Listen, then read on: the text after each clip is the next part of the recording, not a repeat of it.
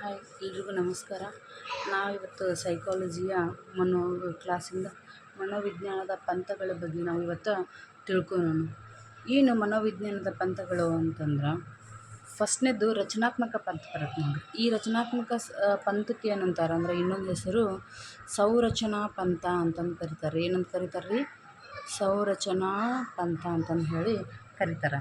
ಇದನ್ನು ಇಲ್ಲಿ ಇದು ರಚನಾತ್ಮಕ ಪಂಥದೊಳಗೆ ಯಾರ್ಯಾರು ಬರ್ತಾರಪ್ಪ ಅಂತಂದ್ರೆ, ವಿಲಿಯಂ ವೂಂಟ್ ಬರ್ತಾರೆ. ಇದು ವೆರಿ ಇಂಪಾರ್ಟೆಂಟ್ ನೋಡಿರಿ, ಎಕ್ಸಾಮ್ಸ್ ಕೇಳ್ತಾರೆ ರೀ. ಇದನ್ನು ಸ್ವಲ್ಪ ಸರಿಯಾಗಿ ನೋಡ್ಕೊರಿ. ಮತ್ತು ವಾಪಸ್ ಇ ಬಿ ಟಿಚ್ನರ್ ಬರ್ತಾರೆ. ಮತ್ತು ಎಬ್ಬಿಂಗ್ಹಾಸ್ ಅವ್ರು ಬರ್ತಾರೆ.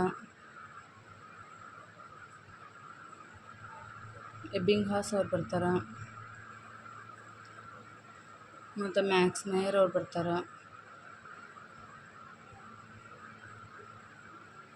ಮ್ಯಾಕ್ಸ್ ವೈಬರ್ ಅವರು ಬರ್ತಾರೆ ನೋಡ್ರಿ. ಈ ರಚನಾ ನಾನು ನೋಡ್ರಿ ಎಲ್ಲ ಡೀಟೇಲ್ಸ್ ಆಗಿ ಹೇಳ್ಕೊಂತ ಕುಂದ್ರಕ್ಕೆ ಟೈಮ್ ಇಲ್ಲರಿ.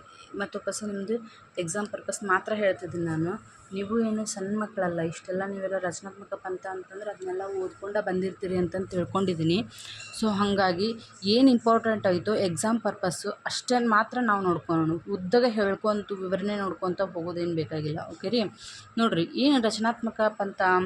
ಈ ರಚನಾತ್ಮಕ ಪಂಥವನ್ನು ಏನಂದ್ರೆ ಸಂರಚನಾ ಪಂಥ ಅಂತ ಕೂಡ ಕರೀತಾರೆ ರೀ. ಈ ರಚನಾತ್ಮಕ ಪಂಥದಲ್ಲಿ William Wundt, E B Titchener, ಎಬ್ಬಿಂಗ್ಹಾಸ್ ಮತ್ತು ಮ್ಯಾಕ್ಸ್ ವೈಬರ್ ಅವರು ಬರ್ತಾರೆ. ಏನಂದ್ರೆ ಅನುಭವದ ಆಧಾರದ ಮೇಲೆ ಹೊಸ ಜ್ಞಾನದ ಸೃಷ್ಟಿಗೆ ನಾವೇನಂತ ಕರಿತೀವಿ ಅಂದ್ರೆ ರಚನಾತ್ಮಕತೆ ಅಂತ ನಾವು ಹೇಳ್ತೀವಿ. ಏನಂದ್ರಿ? ಅನುಭವದ ಆಧಾರದ ಮೇಲೆ ಹೊಸ ಜ್ಞಾನದ ಸೃಷ್ಟಿ ಮಾಡೋದಕ್ಕೆ ಏನಂದ್ರೆ ರಚನಾತ್ಮಕತೆ ಅಂತಂದು ಹೇಳ್ತಾರೆ ರೀ. ಮತ್ತು ವಾಪಸ್ಸು ಇದನ್ನು ಯಾವುದಂದ್ರೆ ಈ ಮನೋವಿಜ್ಞಾನದ ಇದು ಏನಂದ್ರೆ ಇನ್ನೊಂದು ಇಂಪಾರ್ಟೆಂಟ್ ಏನು ಕೇಳ್ತಾರೆ ಅಂದ್ರೆ, ಮನೋವಿಜ್ಞಾನದ ಮೊದಲನೇ ಪಂಥ ಇದಾಗೈತಿ. ಹಾಗೆ ಅತ್ಯಂತ ಹಳೆಯ ಪಂಥ ಅಂದರೂ ಕೂಡ ಇದಾಗೈತಿ ಅಂತಂದು ಹೇಳ್ಬೇಕಿದ್ರಿ. ಇದ್ರದ್ದು ಜೀವಾಳ ಏನಂದ್ರೆ ಅನುಭವ ಮತ್ತು ಮಾನಸಿಕ ಕ್ರಿಯೆಗಳಾಗ್ಯಾವ ನೋಡ್ರಿ. ಏನ್ರಿ? ಅನುಭವ ಮತ್ತು ಮಾನಸಿಕ ಕ್ರಿಯೆ ಇದ್ರದ್ದು ಜೀವಾಳ ಆಗೈತೆ ಅಂತ. ಇನ್ನು ರಚನಾತ್ಮಕ ಈ ಪಂಥದ ತಿರುಳು ಏನಂತಂದು ತಿರುಳು ಅಂತಲೂ ಕರೀತಾರೆ, ಮತ್ತು ಇದ್ರ ಜೀವಾಳ ಅಂತಲೂ ಕರೀತಾರೆ. ಏನು ರಚನಾತ್ಮಕ ಪಂಥದ ತಿರುಳು ಅಂತಂದ್ರೆ, ಅನುಭವಗಳು ಮತ್ತು ಮಾನಸಿಕ ಕ್ರಿಯೆಗಳನ್ನು ಅಧ್ಯಯನ ಮಾಡೋದು ಏನಂದರೆ ಈ ರಚನಾತ್ಮಕ ಪಂಥದ ತಿರುಳಾಗೈತಿ ಅಂತ ನಾವು ಹೇಳ್ಬೋದು ನೋಡ್ರಿ. ಇನ್ನು ಎಬ್ಬಿಂಗ್ಹಾಸ್ ಅವ್ರು ಹೇಳ್ತಾರೆ ರೀ, ಇಲ್ಲಿ ಮನೋವಿಜ್ಞಾನದ ಇತಿಹಾಸ ಏನೈತಲ್ಲ ಚಿಕ್ಕದೈತಿ, ಆದ್ರೆ ಅದರ ವ್ಯಾಪ್ತಿ ತುಂಬ ದೊಡ್ಡದಾಗೈತಿ ಅಂತ ನಾವು ಹೇಳ್ಬೋದು ರೀ. ಇನ್ನು ಎರಡನೇದ್ದು ಕ್ರಿಯಾತ್ಮಕ ಪಂಥ ಅಂತಂದು ಹೇಳ್ತಾರೆ ರೀ. ಈ ಕ್ರಿಯಾತ್ಮಕ ಪಂಥದ ಪ್ರತಿಪಾದಕರು ಯಾರಪ್ಪ ಅಂತಂದ್ರೆ ವಿಲಿಯಂ ಜೇಮ್ಸ್ ನೋಡ್ರಿ. ಈ ವಿಲಿಯಂ ಜೇಮ್ಸ್ ಬಗ್ಗೆ ಗೊತ್ತಲ್ಲ ನಿಮಗೆ? ಇವ್ರು ಏನಂದ್ರೆ ವಿಲಿಯಂ ಜೇಮ್ಸ್ ಅಂದ ತಕ್ಷಣ ನಮ್ಗೆ ಗೊತ್ತಾಗ್ಬಿಡ್ಬೇಕು. ಏನಂದ್ರೆ ಇವರು 1890 ಏನು ಮಾಡ್ತಾರೆ, ಮನೋವಿಜ್ಞಾನ ತತ್ವಗಳು ಅಂತಂದು ಹೇಳಿ ಎಂಬ ಪುಸ್ತಕವನ್ನು ಬರೀತಾರ ಅಂತಂದು ಹೇಳ್ಬೋದು ರೀ. ಹಾಗೆ ವಿಲಿಯಂ ಜೇಮ್ಸ್ ಅಲ್ಲದೆ ಇನ್ನಿತರ ವಿಜ್ಞಾನಿಗಳು ಮನೋವಿಜ್ಞಾನಿಗಳು ಇಲ್ಲಿ ಬರ್ತಾರೆ ರೀ. ಯಾರ್ಯಾರಂದ್ರೆ ಜಾನ್ ಡ್ಯೂಯಿ,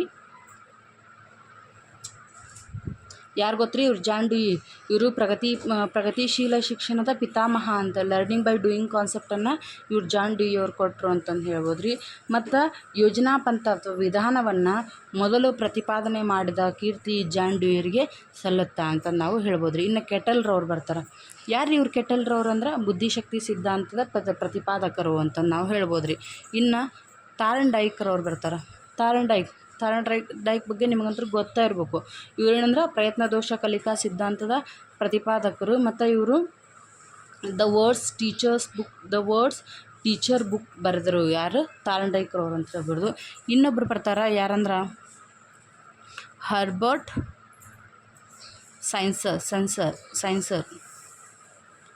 ಸೈನ್ಸರ್. ಇವರು ಬ್ರಿಟಿಷ್ ದೇಶದ ಮನೋವಿಜ್ಞಾನಿ.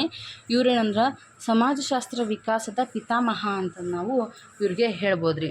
ನೋಡಿರಿ, ಈ ಕ್ರಿಯಾತ್ಮಕ ಪಂಥ ಏನೈತಲ್ಲ ಮನಸ್ಸಿನ ಒಂದು ಕಾರ್ಯ ಮತ್ತು ಕಾರ್ಯಾಚರಣೆಯನ್ನು ಏನು ಒತ್ತು ಕೊಡ್ತೈತೆ ರೀ. ಏನು ರೀ ಇದು ಕ್ರಿಯಾತ್ಮಕ ಪಂಥ ಎದಕ್ಕೆ ಒತ್ತು ಕೊಡ್ತೈತೆ ಅಂದ್ರೆ, ಈ ಮನಸ್ಸಿನ ಒಂದು ಕಾರ್ಯಕ್ಕೆ ಅಥವಾ ಕಾರ್ಯಾಚರಣೆಗೆ ಒತ್ತು ಕೊಡ್ತೈತೆ ರೀ. ಓಕೆ, ಮತ್ತು ಹೊಳಪಸ್ ಏನು ನೋಡಿರಿ, ಎಕ್ಸಾಂಪಲ್ ಅಂದ್ರೆ ನಾವು ಹೇಳ್ಬೇಕಂತಂದ್ರೆ ರಚನಾತ್ಮಕ ಹಂತ ಏನೈತಲ್ಲ ನಾಲಿಗೆ ಆಗಿತ್ತಪ್ಪ ಅಂತಂದ್ರೆ ಅದ್ರದ್ದು ರುಚಿಯನ್ನು ನೋಡೋದು ಏನಂದ್ರೆ ಈ ಕ್ರಿಯಾತ್ಮಕ ಪಂಥ ಅಂತಂದು ಹೇಳಿ ನಾವು ಹೇಳ್ಬೋದು ರೀ.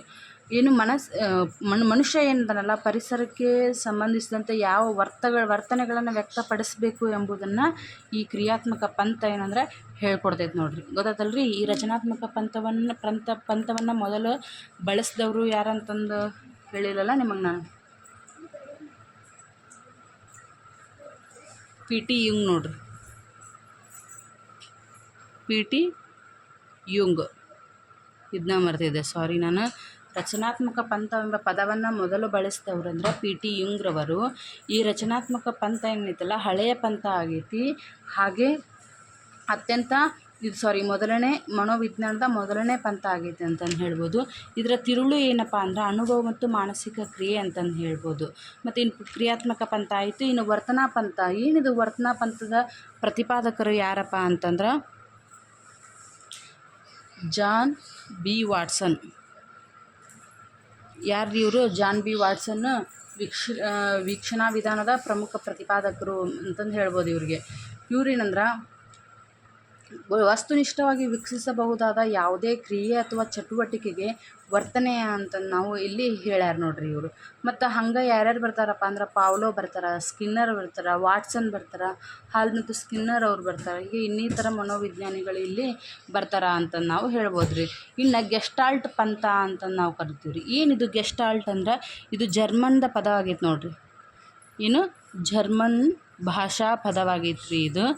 ಏನಂದ್ರೆ ಇದರ ಅರ್ಥ ಏನಂದ್ರೆ ಆಕಾರ ಕೊಡೋದು. ಏನ್ರಿ? ಆಕಾರ ಕೊಡುವುದು ಅಥವಾ ದೊಡ್ಡದು ಅಥವಾ ಹಿಡಿಯಾದುದು ಅಂತ ನಾವು ಹೇಳ್ಬೋದು ರೀ ಇದನ್ನು. ಏನ್ರಿ? ಗೆಸ್ಟಾಲ್ಟ್ ಅಂದ್ರೆ ದೊಡ್ಡದು, ಹಿಡಿಯಾದುದು ಅಂತ ನಾವು ಇದನ್ನು ಹೇಳ್ಬೋದು ರೀ. ನೋಡಿರಿ, ಏನಂದ್ರೆ ಇದರ ಪಿತಾಮಹ ಬರ್ತಾರೆ. ಗೆಸ್ಟಾಲ್ಟ್ ಪಂಥದ ಪಿತಾಮಹ ಅಂತಂದ್ರೆ ಮ್ಯಾಕ್ಸ್ ವರ್ತ್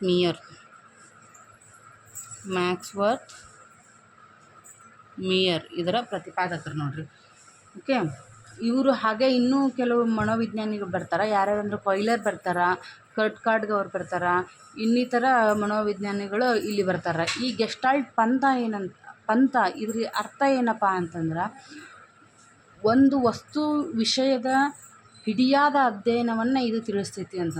ಅಂದ್ರೆ ನಾವು ಯಾವುದೇ ಸಮಸ್ಯೆ ಉದ್ಭವ ಆದಾಗ ಆ ಸಮಸ್ಯೆಗೆ ಹೇಗೆ ಪರಿಹಾರ ಕೊಂಡ್ಕೊಳ್ಬೇಕು ಎಂಬುದನ್ನು ಈ ಗೆಸ್ಟಾಲ್ಟ್ ಪಂಥ ತಿಳಿಸ್ಕೊಡ್ತೈತೆ ನೋಡ್ರಿ. ಓಕೆ, ಇನ್ನು ಮನೋವಿಶ್ಲೇಷಣಾ ಪಂಥ ಅಂತಂದು ಬರುತ್ತೆ ರೀ. ಏನು? ಮನೋವಿಶ್ಲೇಷಣಾ ಪಂಥ. ಇದರ ಪ್ರತಿಪಾದಕರು ಅಂದ್ರೆ ಸಿಗ್ಮಂಡ್ ಫ್ರಾಯ್ಡ್ರವ್ರು ನೋಡ್ರಿ. ಯಾರ್ರೀ? ಸಿಗ್ಮಂಡ್ ಫ್ರಾಯ್ಡ್ ಗೊತ್ತೈತ್ರಿ. ಇವರು ಮನಸ್ಸಿನ ವಿಶ್ಲೇಷಣೆ ಮಾಡೋದಾಗಿದೆ ಅಂತಂದು ಹೇಳ್ತಾರೆ. ಏನಂದ್ರೆ ಮನಸ್ಸಿನೊಳಗಿರುವಂಥ ಗುರಿಗಳನ್ನಾಗಿರ್ಬೋದು, ಭಾವನೆಗಳನ್ನಾಗಿರ್ಬೋದು, ಆಸೆಗಳನ್ನಾಗಿರ್ಬೋದು, ಹಾಗೆ ಏನಂದ್ರೆ ನಮ್ಮ ಆಲೋಚನೆಗಳನ್ನಾಗಿರ್ಬೋದು, ಇವುಗಳೆಲ್ಲ ಏನಂದ್ರೆ ಇವನ್ನೆಲ್ಲ ಹೊರಗೆ ತೆಗೆದು ಅಧ್ಯಯನ ಮಾಡೋದು ಏನಂದ್ರೆ ಮನೋವಿಶ್ಲೇಷಣಾ ಅಂತಂದು ಹೇಳ್ಯಾರ ರೀ. ಏನಂದ್ರೆ ಸಿಗ್ಮಂಡ್ ಫ್ರಾಯ್ಡ್ ಅವರು ನಮ್ಮ ಮನಸ್ಸಿನಲ್ಲಿರುವ ಗುರಿಗಳನ್ನಾಗಿರ್ಬೋದು, ಭಾವನೆಗಳನ್ನಾಗಿರ್ಬೋದು, ಆಲೋಚನೆಗಳನ್ನಾಗಿರ್ಬೋದು ಇವನ್ನ ಹೊರ ತೆಗೆದಬೇಕು, ಅವುಗಳನ್ನು ಅಧ್ಯಯನ ಮಾಡೋದು ಅಂತಂದೇಳಿ ಇವರು ಸಿಗ್ಮಂಡ್ ಫ್ರಾಯ್ಡ್ರವರು ಹೇಳ್ಯಾರ. ಈ ಸಿಗ್ಮಂಡ್ ಫ್ರಾಯ್ಡ್ರವರು ಇನ್ನೊಂದು ಮುಂದೆ ಹೇಳ್ತೀನಿ ರೀ ಅದ್ರ ವ್ಯಕ್ತಿತ್ವದ ಬಗ್ಗೆ. ಇವರು ಒಂದು 3 ವಿಧಾನಗಳನ್ನು ಹೇಳ್ಯಾರ. ಈಗೋ, ಸೂಪರ್ ಈಗೋ ಅಂತಂದು ಒಂದು ಮುಂದಿನ ಕ್ಲಾಸ್ ಒಳಗೆ ಬರ್ತಾರವರು, ಅವಾಗ ಹೇಳ್ತೀನಿ ಅದ್ರ ಬಗ್ಗೆ. ಇನ್ನು ಮಾನವತಾ ಪಂಥ ಅಂತಂದು ಹೇಳ್ತಾರೆ ರೀ. ಏನಿದು ಮಾನವತಾ ಪಂಥ ಅಂತಂದ್ರೆ ಇದನ್ನು ಯಾರಂದ್ರೆ ಅಬ್ರಹಂ ಮಾಸ್ಲೋ. ಯಾರ್ರೀ? ಅಬ್ರಹಂ ಮಾಸ್ಲೋ ಮತ್ತು ಕಾರ್ಲ್ ರೋಜರ್ಸ್. ಯಾರ್ರೀ? ಅಬ್ರಹಂ ಮಾಸ್ಲೋ ಮತ್ತು ಕಾರ್ಲ್ ರೋಜರ್ಸ್ ಅವರು ಪ್ರತಿಪಾದಿಸ್ತಾರೆ. ಇವ್ರೇನಂದ್ರೆ ಮನೋವಿಜ್ಞಾನದ 3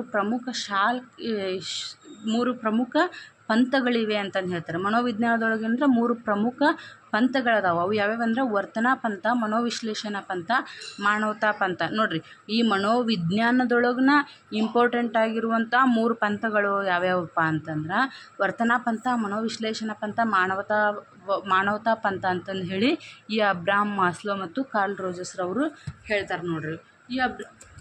ಮತ್ತು ವಾಪಸ್ಸು ಇವರು ಕಾರ್ಲ್ ರೋಜರ್ಸ್ ಅವರು ಏನು ಮಾಡ್ತಾರಂದ್ರೆ ಅನಿರ್ದಿಷ್ಟ ಆಪ್ತ ಸಲಹೆ ಪ್ರತಿಪಾದಕರಾಗಿರ್ತಾರೆ. ಇವರು ಅಗತ್ಯತಾ ಶ್ರೇಣಿ ಸಿದ್ಧಾಂತದೊಳಗೆ 5 ಹಂತಗಳನ್ನು ಬರ್ತಾವು ಅಂತಂದು ಹೇಳ್ತಾರೆ. ಆದರೆ ಅದನ್ನು ಯಾರಂದ್ರೆ ಮಾಸ್ಲೋ ಅವರು ಮಂಡಿಸ್ತಾರೆ ನೋಡ್ರಿ. ಓಕೆ, ಇನ್ನು 7ನೇದು ಏನಪ್ಪ ಅಂದ್ರೆ ಸಂಪ್ರಯೋಜನಾ ಪಂಥ. ಇದ್ರ ಪ್ರತಿಪಾದಕರು ಯಾರಪ್ಪ ಅಂತಂದ್ರೆ ಮ್ಯಾನ್ ಡೂಗಲ್. ಯಾರಿ? ಮ್ಯಾನ್ ಡೂಗಲ್. ಇವರು ಅಣುವಂಶೀಯ ತಜ್ಞ ಇರ್ತಾರೆ. ಇವ್ರ ಉದ್ದೇಶ ಏನಪ್ಪ ಆಗಿರ್ತೈತೆ ಅಂದರೆ ಇದ್ರ ಉದ್ದೇಶ ಮತ್ತು ಅಭಿಪ್ರೇರಣೆಗೆ ಏನು ಒತ್ತು ಕೊಡ್ತಾರೆ. ಇವ್ರು ಏನು ಮಾಡ್ತಾರಂದ್ರೆ ವರ್ತನೆ ಸ್ವಯಂಜನ್ಯ, ಸತತ ಪ್ರಯತ್ನವಿರಬೇಕು. ವರ್ತನೆ ಅನ್ನೋದು ಏನೈತಲ್ಲ ಇದೊಂದು ಸ್ವಯಂಜನ್ಯವಾಗೈತಿ. ಇದರೊಳಗೆ ಸತತ ಪ್ರಯತ್ನ ಇರಬೇಕು, ಹಾಗೆ ಹಿಂದೆ ಉದ್ದೇಶ ಇರಬೇಕು. ಹಂಗಿದ್ರೆ ಮಾತ್ರ ನಾವು ನಮ್ಮ ಗುರಿ ಮುಟ್ಟಕ್ಕೆ ಸಾಧ್ಯ ಅಂತಂದು ಹೇಳಿ ಇವ್ರು ಮ್ಯಾನ್ ಡೂಗಲ್ ಅವರು ಹೇಳ್ತಾರೆ ನೋಡಿರಿ. ಇನ್ನು ನೆಕ್ಸ್ಟ್ ಜ್ಞಾನಾತ್ಮಕ ಪಂಥ ಅಂತಂದು ಹೇಳಿ ಬರ್ತಿದ್ರಿ. ಏನು ಜ್ಞಾನಾತ್ಮಕ ಪಂಥದ ಪ್ರತಿಪಾದಕರು ಯಾರಪ್ಪ ಅಂದ್ರೆ ಜೀನ್ ಪಿಯಾಜೆ. ರೀ ಜೀನ್ ಪಿಯಾಜೆ, ಫಾದರ್ ಆಫ್ ಚೈಲ್ಡ್ ಸೈಕಾಲಜಿ ಅಂತ ನಾವು ಹೇಳ್ಬೋದು ರೀ. ನೋಡಿರಿ, ಪ್ರತ್ಯಕ್ಷಾನುಭವ ಅಥವಾ ಅರ್ಥೈಸುವಿಕೆ ಅಂತಾರಲ್ಲ, ಅದಕ್ಕೆ ಭಾಷೆ, ಆಲೋಚನೆ, ಉನ್ನತ ಮಾನಸಿಕ ಪ್ರಕ್ರಿಯೆಗಳಿಗೆ ಈ ಜ್ಞಾನಾತ್ಮಕ ಪಂಥದೊಳಗೆ ಏನಂದರೆ ಒತ್ತು ಕೊಡ್ತಾರೆ ಅಂತ ನಾವು ಹೇಳ್ಬೋದು ರೀ. ಇನ್ನು ಪರಿಸರದಿಂದ ಬರುವಂತಹ ಮಾಹಿತಿಗಳಿಗೆ ಪ್ರತಿಕ್ರಿಯೆಗೆ ಒಳಪಡಿಸಬೇಕು, ಆಗ ಉತ್ಪಾದನಾತ್ಮಕ ಚಟುವಟಿಕೆಗಳು ಹೊರಬೀಳ್ತವು. ಇದೇ ಜ್ಞಾನಾತ್ಮಕ ಪಂಥವಾಗೈತಿ ಅಂದ್ರೆ ನಾವು ವಿಷಯ ಕಠಿಣ ಆಗೈತೆ ಅಂತಂದು ಹೇಳಿ ಅದನ್ನು ಕಲಿಕೆಯನ್ನು ಬಿಡಬಾರ್ದು ರೀ. ವಿಷಯ ಕಠಿಣ ಇದ್ರೆ ಏನಂದ್ರೆ ಕಲಿಕೆಯು ಕೂಡ ಕಠಿಣವಾಗುತ್ತೆ. ನಾವು ಸರಳ ಮಾಡ್ಕೋಬೇಕಂದ್ರೆ ಸತತ ಪ್ರಯತ್ನ, ಪದೇ ಪದೇ ಕಲಿಬೇಕು ಅನ್ನೋದನ್ನು ಇವರು ಯಾರು ಜೀನ್ ಪಿಯಾಜೆ ಅವರು ಇಲ್ಲೇ ಹೇಳ್ತಾರೆ ನೋಡ್ರಿ. ಇನ್ನೊಂದು ಜ್ಞಾನ ಸಂರಚನಾ ಪಂಥ. ಇದರ ಪ್ರತಿಪಾದಕರು ಯಾರಂದ್ರೆ ಜಾನ್ ಮೇಯರ್. ಯಾರ್ರಿ? John Mayer. ಇವ್ರೇನಂತಾರಂದ್ರೆ ಜಾನ್ ಮೇಯರ್ ಇವರು ಸಂವೇದನಾತ್ಮಕ ಬುದ್ಧಿಶಕ್ತಿಯನ್ನು ಇವರು ಮೊಟ್ಟ ಮೊದಲಿಗೆ ಪ್ರತಿಪಾದಿಸಿದವರು. ಯಾರು? ಜಾನ್ ಮೇಯರ್ ಅವರು. ಇವರು ಅನುಭವದ ಆಧಾರದ ಮೇಲೆ